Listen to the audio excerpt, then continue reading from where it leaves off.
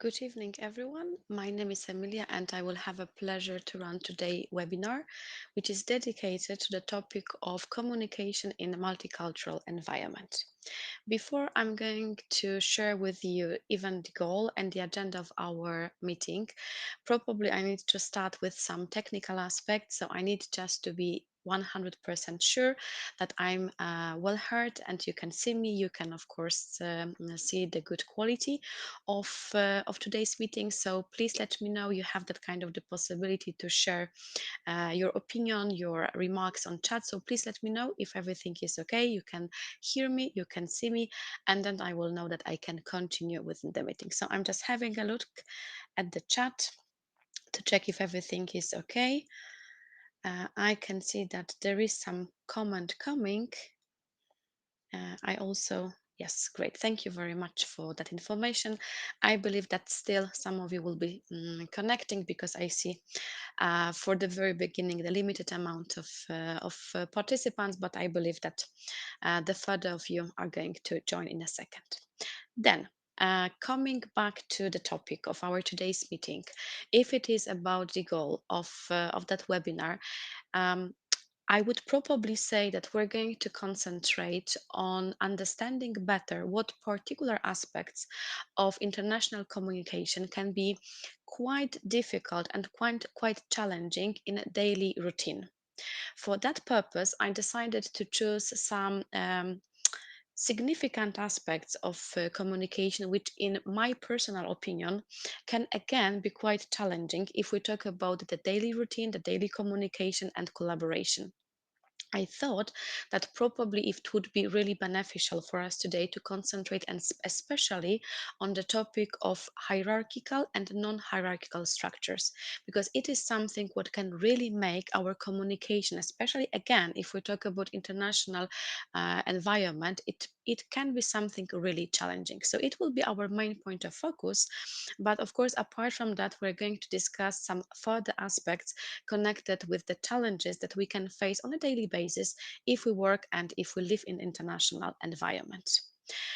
I will also relate to some particular European aspects. I will do my best to share with you my practical examples, some kind of the challenges, but I also have to say that I will definitely share some of the mistakes which I made working in that international environment. I probably also owe you for the very beginning a little bit of introduction, so something from my professional background, so that you could check if that's worth or not to spend that 1 hour with me, because the whole webinar is going to take 1 hour. Of course, at the end of the webinar, I believe that we will have the last 5 minutes. We will see how it will work with timing. We will have this 5-10 minutes for any kind of questions or remarks that are going to hopefully, of course, emerge. Of course, in the meantime, if you're going to have any questions, any remarks, you would like to share your stories, your personal experiences or professional experiences, please feel welcome to do that, because it's always very valuable for me if I'm not the only person who is running the webinar, but if I see that there is some contribution, that you're actively participating in the meeting, it's really something very, very important to me. And as I mentioned, I owe you probably a little bit of the description, a little bit of the presentation. If it is about my professional story, it relates mainly to the area of human resources, because I've been working in HR for the last 15 years. I'm usually even saying that it is really my personal and professional mission to work with people, to work for people, and it is really something what I love to see, how people are communicating, how they are growing. And if only I can have just a little impact on other people's development growth, this is something that really is extremely significant to me. I had that wonderful possibility to work also in different parts of the world, running different kind of the projects, among the others in India, in China, in the USA. I am right now located in Ireland, so it is also my place of work and life, which means that definitely today during our meeting, I will relate a little bit to my personal opinions connected with some kind of the challenges and difficulties which I was and probably still am facing living in that beautiful country. So that's about me. And of course, if you would be interested in participating in some additional webinars, if you would love to hear a little bit more from me, from my experience, if you would like to participate also in different kind of the trainings or courses, even related to English, of course, this is also my invitation to you from the very beginning. So not only today's webinar, but if you're a little bit more interested in some further topics connected with communication, collaboration, leadership, or also expansion of your English, practical English language, this is something that you can find collaborating also with me.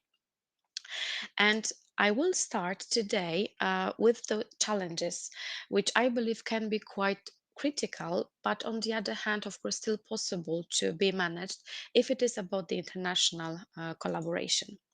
And I decided to choose on the top of those challenges the language barriers. And probably I could say that the reason why I'm choosing that particular topic is because quite often, if we work in international environment, we are not natives. We speak English on different levels because mainly, of course, we use English in international communication because it is most typically, of course, the base business language. So probably I should say that if especially we're not natives, we have different levels of English, we have different pronunciation accents, and that should be something what could be quite challenging in daily communication. But in fact, that's not what I'm going to say, because observing different people from different countries, I would say that if it is about one of the biggest challenges connected with international communication, it is in fact our encoded belief that we do not speak English enough. And please believe me, and I can even promise that if you are going to meet the person, for example, from the USA, from the UK, and you will start speaking English and you will start sharing your opinions, even if it happens that you're not going to use perfect grammar, I would even say academic grammar, even if it happens that you're going to make some kind of the mistake or you will miss some word, some particular phrase, nothing will happen. And I'm really sure about it if I observe people from different kind of the cultures, and especially if I observe natives. What is really important is that quite often we can meet that kind of the situation that when we are not natives and we will start collaboration communication with somebody from the USA, from the UK, it will be our advantage that in fact we speak two languages, our mother tongue and also English. And it is really something that people from those countries, they really appreciate, because on the other hand, they wouldn't be able to speak, for example, Polish, as I'm from Poland. So let's say that it is quite frequent that if I meet somebody from the USA, from the UK, they can't speak Polish. So they really, really appreciate that we can speak with them as non-natives in their mother tongue. So usually that kind of the barriers, it is only something what is connected with our belief, with our conviction that we are not good enough. We don't speak on the very, very high level English. And that's why sometimes some of us were even afraid to start speaking because maybe we're going to be judged. But I would say that most typically, the only person who is going to judge our language, well, that's that person. I mean, not me, of course, but it is about ourselves that we are the biggest critics. And in fact, other people will only appreciate that we can speak English. That's why, again, I would say that in my opinion, it is one of the biggest challenges if it is about international communication. Um, I'm really, really glad right now also that we are working and we're living in the environment which is very strongly concentrated on inclusion and diversity, because it impacts also the language. If we want to live and work in that kind of the environment, so this inclusive environment, it means that we should respect everybody, no matter who they are, from what kind of environment they come. We should respect really everybody. And that's also the matter of the language. So the topic which is very strongly connected with inclusion and diversity is the aspect of the poor culture language. What does it mean? Well, it means that in fact, when we speak, in that international inclusive environment, and we are going to meet there people from different environments, from different countries, some people speaking better, some not. If it is about English, we have to be sure that if we follow that particular culture, everybody will be able to understand one another.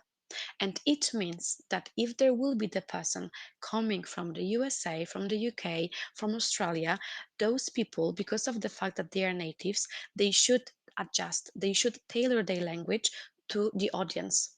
So they should speak that way that everybody will understand them, which means that sometimes they should avoid some specific idioms. They should slow down also and speak a little bit more clearly, just to be sure again that everybody will understand them. And I really believe that it is must have in international environment. And whenever we run any kind of the meeting in our company, in our business, we should make sure that everybody's on the same page and we can simply understand each other.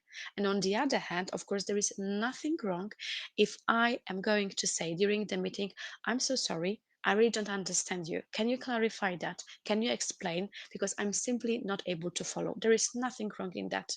Because much worse is that if I'm going to sit silently and I'm not going to say, well, I didn't understand you. I don't know. I don't know if I follow you. It's much worse if I'm just going to sit, take no voice, and instead of that, I should really speak up and be able to say, yes, we need to understand each other.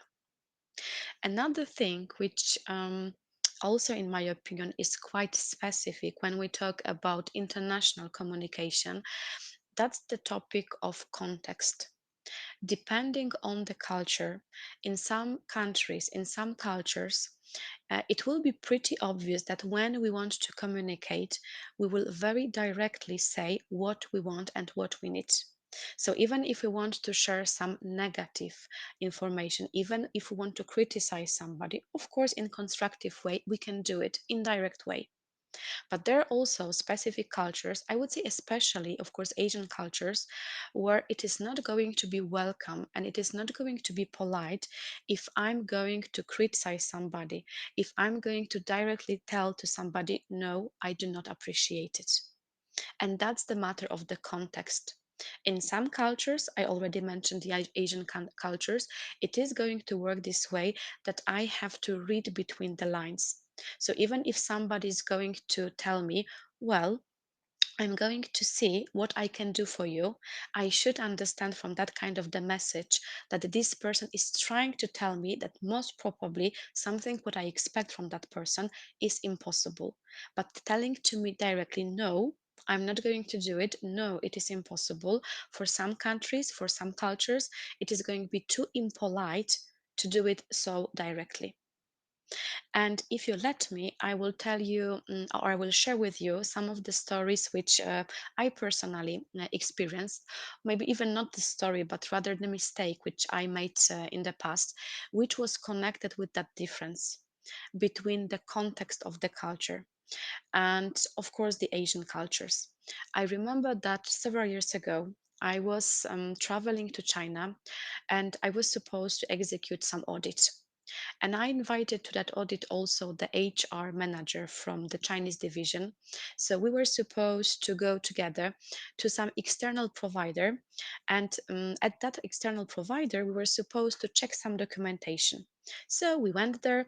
We were, of course, following the agenda. They knew what kind of documentation they have to prepare. We were there together. So together with me, there was also this HR manager. We were checking the documentation. Everything was really working very smoothly.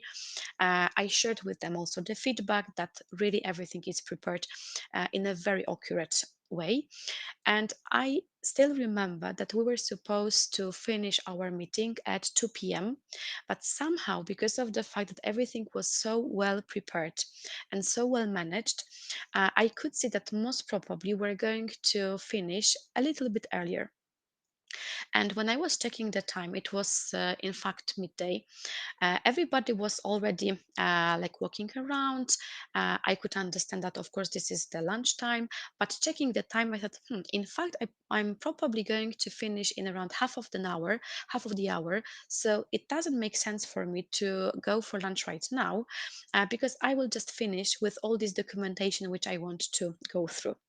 So when they were just walking around, I told them that I just need half an hour to finish everything, and I'm really very happy. I'm really very delighted with everything what they prepared. So if only they wish, they can of course go to lunch. I will just stay and finish all the documentation. I asked my HR manager if he wishes to stay with me or if he wishes to go to lunch with this external company. He said, "No, that's fine. I'm going to stay with you." So I was really thinking at that particular moment that everything is fine. I did everything what I should, and there was no problem at all. And then I remember that when we were coming back to the office, in the car, I asked him if we can go to lunch when we're going to come back to our office. And I could see or I could feel that something was wrong, but really still at that particular moment, I wasn't able to recognize what was wrong. So I asked him if we can go for lunch, and he told me, well, most probably the restaurants are going to be already closed. So we will see if we can manage that. And still, I didn't see anything wrong in that particular situation, I have to admit, of course. So only when I came back to the hotel and I started analyzing that situation, because again, I could all the time feel that something was wrong. But even if I was asking him if everything is okay, if he needs something, he was saying, yeah, yeah, everything is just fine. But when I was analyzing after that situation, the whole event and the whole conversation, I realized that it was definitely my mistake because I was his superior. So even if I asked him very open questions like, would you like to go to lunch? Would you like to stay with me? How do you feel? Is everything okay? Do you need anything? Well, it would be simply impolite for him to tell me, well, you know what? It was 12 p.m. This is really the time for lunch. And you shouldn't really tell me that you're going to stay and I can do whatever I want because, well, you are my boss. So in fact, this is your decision. And because of the fact that I wasn't able at that time to read between the lines, and somehow I also unfortunately didn't understand the culture, at the first moment I wasn't able to understand what kind of mistake I made. And only after analyzing, I realized that, first of all, I should have respected the lunchtime. And no matter what, even if everything was really going very smoothly, I should have said, well, yeah, it's 12, let's go. And the second thing was that I shouldn't ask him about his preferences because, in fact, in his mindset and in his culture, if I ask him about his preferences at the very first moment, telling him that I'm gonna stay, well, he would have to question me as his superior. And of course, that would be impossible. And that's why, if it is about that differences, and if we talk about high context cultures versus the low context cultures, it can be difficult because those kind of people who are used to very direct messages, who can just simply say what they need, what they want, who can simply say something negative and constructive, of course, at the same time, it will be difficult for that kind of the people to understand some other message which is given between the lines. Because here we have to understand that some particular words, some particular sentences, they have in fact some kind of underlying meaning that reading from the body language we can also understand a lot. And that's why I would say it is one of the aspects which can be quite challenging in international communication. Another thing which is quite interesting when we talk about that international communication is so-called code switching. And probably to clarify that particular term a little bit better, I would relate to the difference between Polish and British culture. It can work that when I'm going to still, of course, be full, but at the same time, I will have a meeting in English with some people from Great Britain, for example, and I would have some kind of request to that people. I will be very polite and I will tell them, would you be that kind and send me the report? Because I'm aware that in my culture, and I would say that in Polish culture, it would work like that. I'm not going to be so extremely polite because it would even sound a little bit strange if I wanted to translate that particular sentence. Would you be that kind and send me the report? If I translated that sentence directly word by word to Polish, I think it would sound a little bit artificial and even creepy. But at the same time, if I know that right now I'm talking with somebody from Great Britain, that I'm in fact speaking English, then I'm able to switch my language to that particular culture. So code switching is connected with me being able to understand also the language and the culture context and change a little bit even the way how I speak, change my mode of speaking depending on the language and of course depending on the culture. And that's why sometimes it can be a little bit difficult for people from, again, of course, different kind of the cultures to understand that when we speak English, we have to follow certain agenda, we have to follow the certain rules. Another example, which I personally know that is quite challenging for especially Central European and Eastern European cultures, it will be the small talk, but in emails. Whenever, for example, I write email in Polish, or maybe wrote, because now I think I changed that a little bit, but let's say whenever I write an email in Polish, I think that I would rather not place there this initiating sentence being the small talk. I think that I will rather, instead of beating about the bush, I would go straight to the point and I would ask somebody, for example, to do something, to send me the report. And on the other hand, if it is about English, most probably when I want to write an email and I want to be polite because I know I'm writing this email to somebody in the UK, what I'm going to do is that I will write, I hope that this email finds you well. And again, if we talk about code switching, I should be aware of it. If even if I'm from Poland and I'm writing that kind of the email, but at the same time, if I wanted to do the same, but in the Polish language, I think it would be really challenging and again, artificial. So that's about code switching. And another thing, which is